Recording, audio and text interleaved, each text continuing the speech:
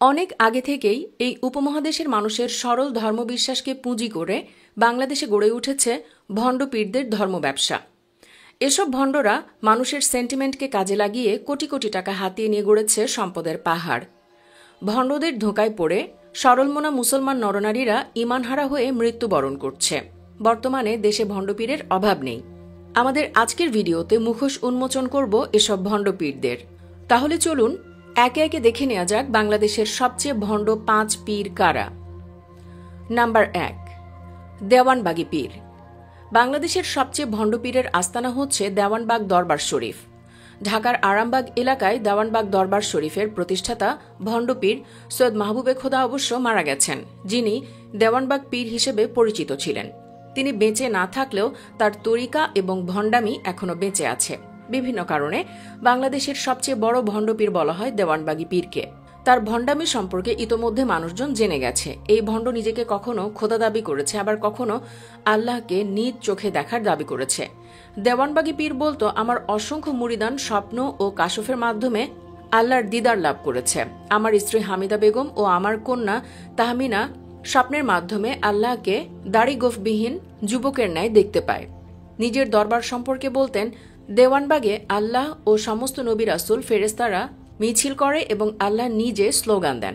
দেওয়ানবাগী নিজেকে ইমাম মাহদী দাবি করেন, অতঃপর দরুদে মাহদী রচনা করেন। দেওয়ানবাগী বলে, সে এবং তার মুরিদদের মাহফিলে স্বয়ং আল্লাহ, সমস্ত নবী রাসূল সাল্লাল্লাহু আলাইহি ওয়াসাল্লাম, ফেরেশতা, দেওয়ানবাগী ও তার মুর্শিদ চন্দ্রপাড়ার মৃত আবুল ফজল সহ সমস্ত অলি আউলিয়া এক বিশাল ময়দানে সমবেত হয়ে সর্বসম্মতিক্রমে দেওয়ানবাগীকে মোহাম্মদী প্রচারক নির্বাচিত করা হয়। অতঃপর আল্লাহ সবাইকে নিয়ে এক মিছিল বের করে। মোহাম্মদী ইসলামের 4টি পতাকা 4 জনের যথাক্রমে আল্লাহ, রাসূল সাল্লাল্লাহু আলাইহি ওয়াসাল্লাম, দেওয়ানবাগী এবং তার পীরের হাতে ছিল। আল্লাহ, দেওয়ানবাগী ও তার পীর প্রথম সারিতে ছিলেন, বাকিরা সবাই পিছনের সারিতে। আল্লাহ নাকি নিজেই স্লোগান দিয়েছিলেন। নাম্বার 2, চন্দ্রপুরী পীর। আরেক ভণ্ড চন্দ্রপুরী পীরের কথা না বললেই নয়। সেও তার ভণ্ডামির মাধ্যমে তার অনুসারীদের প্রতিদিনই জাহান্নামমুখী করছে। চন্দ্রপুরী পীরের আকিদা হচ্ছে, কোনো লোক বড় বুজুর্গ হলে তার আর ইবাদত লাগে না। চন্দ্রপুরী পীরের মতবাদ অনুসারে বলতে হবে, সাহাবায়ে কেরাম ও রাসূল সাল্লাল্লাহু আলাইহি ওয়াসাল্লাম বুজুর্গির উচ্চ স্তরে উন্নীত হননি, নতুবা তারা কেন ইবাদত করতেন। চন্দ্রপাড়ার পীরের আরেকটি ভ্রান্ত মতবাদ হল জিব্রাইল এবং আল্লাহ এক ও অভিন্ন। তাছাড়া অসংখ্য কর্মকাণ্ডের মাধ্যমে চন্দ্রপুরী পীর মানুষকে বিভ্রান্ত করে যাচ্ছে। বাংলাদেশের প্রতিটি জেলায় প্রায় প্রতিটি এলাকায় এ ধরনের ভণ্ডদের দৌরাত্মে আজ সরকারের নীরবতা প্রশ্নবিদ্ধ। কোনো সরকারের আমলে এদের বিচার হয় না, এমনকি বেশিরভাগ ক্ষেত্রে এদের খবরও ছাপা হয় না। সকলের দাবি, নতুন সরকার এই ভণ্ড পীরের আস্তানা গুড়িয়ে দেবে। নাম্বার 3, রাজারবাগ পীর। বাংলাদেশের যত টপ লেভেলের ভণ্ড আছে তার মধ্যে 3 নম্বরে আছে রাজারবাগ পীর দিল্লুর রহমান। তার ভণ্ডামি চিনতে বেশি দূর যাওয়ার প্রয়োজন নেই। নিজের নামের আগে পিছে 50-এর অধিক খেতাব সংযুক্ত করেছেন এই দিল্লুর রহমান। তিনি স্বপ্নের মাধ্যমে আল্লাহ কর্তৃক, রাসূল সাল্লাল্লাহু আলাইহি ওয়াসাল্লাম কর্তৃক ও আউলিয়া কর্তৃক এসব খেতাব লাভ করেছেন বলে দাবি করেন। ওনার মুরিদেরা হামাগুড়ি দিয়ে ওনার পায়ে গিয়ে চুমু খায়। সে নাকি স্বপ্নে দেখেছে প্রিয়নবী সাল্লাল্লাহু আলাইহি ওয়াসাল্লাম সবাইকে আদেশ করেছেন তার দরবারের পত্রিকা আল বাইয়িনাত পড়ার এবং বলেছেন, যারা আল বাইয়িনাতের বিরোধিতা করবে তারা ঈমানহারা ও ধ্বংস হয়ে যাবে। তার দরবারের পত্রিকা আল বাইয়িনাত নাকি বাংলা ভাষার কোরআন শরীফ। দিল্লুর রহমানের বাবা ছিলেন একজন সাধারণ তাঁত ব্যবসায়ী, অথচ ধর্ম ব্যবসা করে সে কোটি কোটি টাকা কামিয়েছে। রাজারবাগের পীর দিল্লুর রহমানের বিপুল পরিমাণ সম্পদের তথ্য পেয়েছে দুর্নীতি দমন কমিশন দুদক। তার পার্বত্য অঞ্চলে 3000 একর জমি ও দেশের 35 জেলায় রয়েছে মাদ্রাসা, মসজিদ, গাড়ি আছে 56টি। দুদকের প্রাথমিক অনুসন্ধানে এসব সম্পদের তথ্য মিলেছে। দুদকের টেবিলে থাকা অভিযোগ থেকে জানা যায়, রাজারবাগের পীর দিল্লুর রহমান ও তার প্রতিষ্ঠানগুলো সারা দেশে গড়ে তুলেছে হয়রানিমূলক মামলা সিন্ডিকেট। কারো জমি জমা ও সম্পদ হাতিয়ে নিতে না পারলে তার বিরুদ্ধে ঠুকে দেন মামলা। পীর সিন্ডিকেট সারা দেশের বিভিন্ন অঞ্চলে প্রায় 7000 একর জমি ও রাবার বাগান অবৈধভাবে দখল করেছে। এই সিন্ডিকেটের খপ্পরে পড়ে নিঃস্ব হয়েছে শত শত মানুষ। বিনা দোষে জেল খেটেছেন অনেকেই। নাম্বার 4, আটরশি। বাংলাদেশে যতগুলো ভণ্ডপীরের আস্তানা আছে তাদের মধ্যে অন্যতম হচ্ছে আটরশি।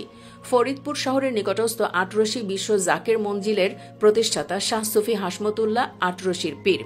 হাসমতুল্লাহ জামালপুর জেলার শেরপুর থানার পাকুড়িয়া গ্রামে জন্মগ্রহণ করেন। তার পিতা শাহ আলিমউদ্দিন। হাসমতুল্লাহর লিখিত বইগুলো থেকে তার ভণ্ড আকিদা সম্পর্কে যা যা জানা যায় তা হল, আটরশির পীর সাহেব বলেছেন, বাবা, তোর ভালো মন্দ উভয়টাই আমার হাতে রইল। এ থেকে প্রমাণিত হয় যে পীর সাহেব নিজেকে ফয়সালাকারী দাবি করেছেন। আটরশি পীরের মতে সব ধর্মের মাধ্যমেই আল্লাহর নৈকট্য লাভ করা যায়। তিনি বলেন, হিন্দু, মুসলিম, বৌদ্ধ, খ্রিস্টান নিজ নিজ ধর্মের আলোকেই সৃষ্টিকর্তার নৈকট্য অর্জন করতে পারে এবং তাহলেই কেবল বিশ্ব শান্তি আসতে পারে। অথচ আল্লাহর কাছে একমাত্র মনোনীত দিন হল ইসলাম। ইসলাম ছাড়া কারো মুক্তির পথ নেই। আটরশি পীর আরও বলেছেন, দুনিয়াতে থাকা অবস্থায় তোমরা যদি ইবাদত নাও করো তবুও ভয় নাই। মৃত্যুর পরে কবরের মধ্যে রাসূল সাল্লাল্লাহু আলাইহি ওয়াসাল্লাম ও পীর তোমাকে প্রশিক্ষণ দেবেন, মারিফাতের তালিম দেবেন। ফলে হাসরের মাঠে সকলে আল্লাহর ওলি হয়ে উঠবে। এখানেই শেষ নয়, এসব দরবারে কবরের সামনে মোমবাতি প্রজ্বলিত করে কবরকে সামনে নিয়ে দোয়া করে, ক্ষেত্রবিশেষে মাথা নত ও সেজদাও করে। এরকম শত শত ভণ্ডামি এখানে চলে। সুতরাং দৃঢ়তার সাথে একথা বলা যায়, কুরআন সুন্নাহ বিরোধী এমন আকিদা পোষণকারীরা ভ্রান্ত। এসব পীর মুরিদরা নিশ্চিত ভণ্ড, ধান্দাবাজ। এসব পেট পূজারী মাজারিদেরকে প্রতিহত করা আমাদের নৈতিক দায়িত্ব।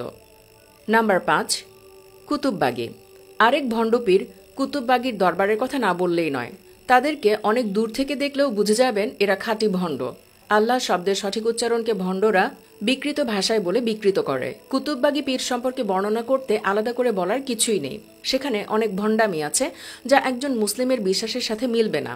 যেমন কুতুববাগ পীরের সাথে আল্লাহর সাক্ষাৎ হয়, তিনি ইচ্ছে করলে মানুষের যে কোনো সমস্যার সমাধান করে দিতে পারেন। রাসূল সাল্লাল্লাহু আলাইহি ওয়াসাল্লামের নিচেই তার মর্যাদা, আরও কত কি। কুতুববাগ পীরের প্রাতিষ্ঠানিক কোনো শিক্ষা না থাকলেও বিভিন্ন ওয়াজ মাহফিল থেকে অর্জিত জ্ঞান এবং মায়াবী এক চেহারা দিয়ে খুব সহজে কলাগাছিতে রেলের জায়গা দখল করে আখড়া গড়ে তুলতে সমর্থ হন।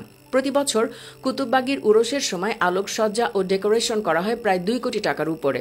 গরু, ছাগল, উট যতগুলো আসে তার শতকরা 25% খাওয়ানো হয়, বাকিগুলো যায় পীরের পকেটে।